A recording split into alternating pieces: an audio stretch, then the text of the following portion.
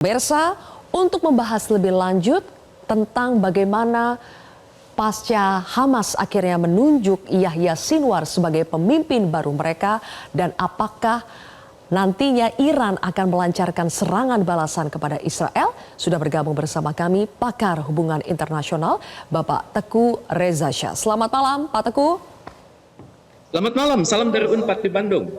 Baik, Bapak. Menurut Anda apa sebetulnya tujuan Hamas memilih sosok Yahya Sinwar sebagai pengganti dari almarhum Ismail Haniyeh? Pertama, beliau adalah tokoh yang karismatis. Kemudian beliau pernah berada lama di penjara Israel.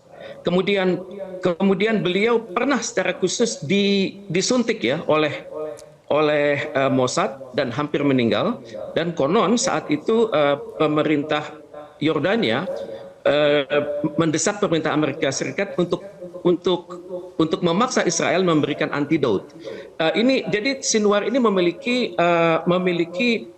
nilai-nilai heroik yang luar biasa. Jadi karena itulah beliau dipilih oleh kalangan Hamas. Tapi bagaimanapun juga dalam kalangan Hamas itu suatu alih generasi itu adalah hal yang biasa. Begitu seorang pemimpin wafat, maka lapisan kedua akan segera naik ke kepemimpinan dan selanjutnya lapisan ketiga sudah siap. Kalau di kita di Bandung ini punya istilah esa hilang dua terbilang. Jadi kira-kira seperti itulah proses kaderisasi di kalangan Hamas. Namun dampaknya adalah karena beliau tergolong keras, maka ini mendukung perang urat syaraf yang saat ini sedang dilakukan oleh Iran atas Israel. Misalnya hal ini membingungkan masyarakat dunia, apakah perang ini akan terjadi atau tidak. Misalnya kalau saya perhatikan judul-judul media massa di Al Jazeera misalnya, itu yakin sekali. Bahkan Al Jazeera menggunakan kata Iran and Hezbollah attack on Israel imminent. Jadi akan terjadi. Kemudian Reuters juga yakin hal ini bahwa di mana dikatakan Putin mengatakan kepada Iran agar meminimalisir korban dari pihak masyarakat umum, dan juga Bloomberg dengan mengatakan Israel versus Iran, what all out war could look like. Jadi Bloomberg mengatakan yakin sekali akan ada suatu perang total.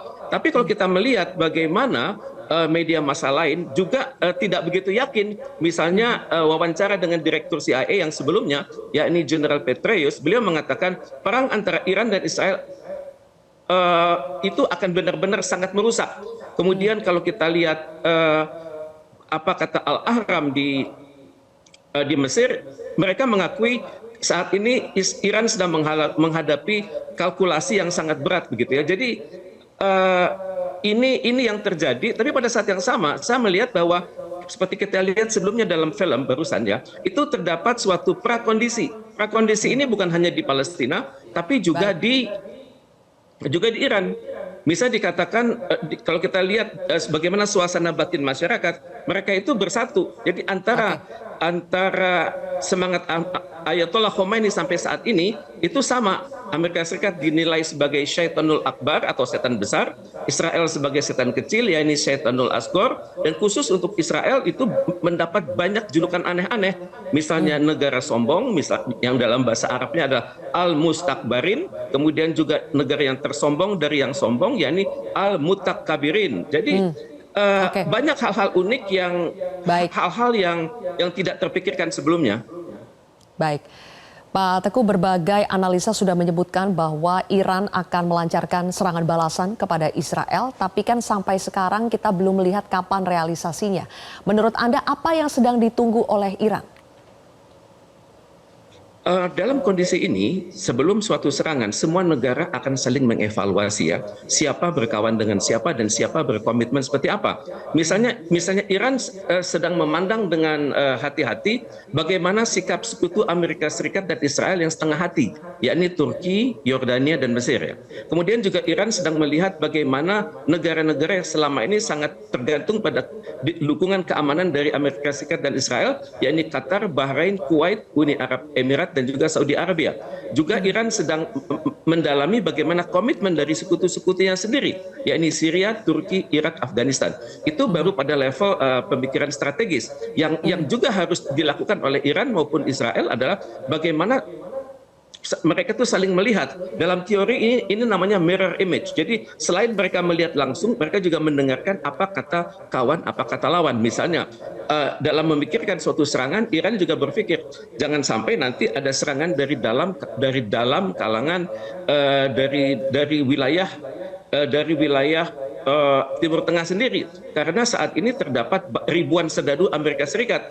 Misalnya di Syria ada 8.000, di Jordan 3.000, di Saudi Arabia ada 3.000, di Kuwait ada 13.000, di Bahrain ada 700 orang, di Qatar ada 13.000, dan hal ini juga mempersulit kalkulasi Iran karena mereka sudah melihat betapa peluru kendali Iran itu sebenarnya bisa ditargetkan pada banyak sasaran sekaligus, tapi dalam suatu perang yang cepat ini, maka target harus sangat tepat. Misalnya, belajar dari pengalaman Hizbullah, maka perlu dilakukan serangan lebih lanjut kepada pangkalan-pangkalan militer di Israel, misalnya Hatzerim, kemudian Nevatim, kemudian Tel Nov, kemudian juga Ramon. Jadi ini hal yang membuat Iran selalu berpikir panjang, karena suatu serangan itu akan berhasil bila benar-benar memiliki informasi intelijen yang tepat.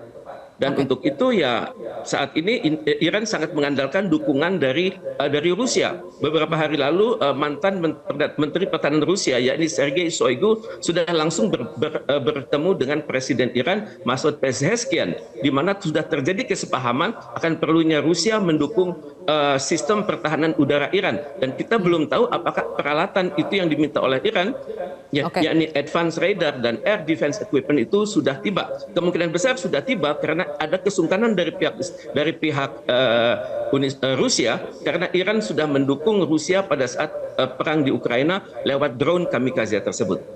Oke, berarti pastinya Iran akan sangat mengkalkulasi sekali langkah-langkah yang akan diambil jika ingin betul-betul melancarkan serangan kepada Israel ya.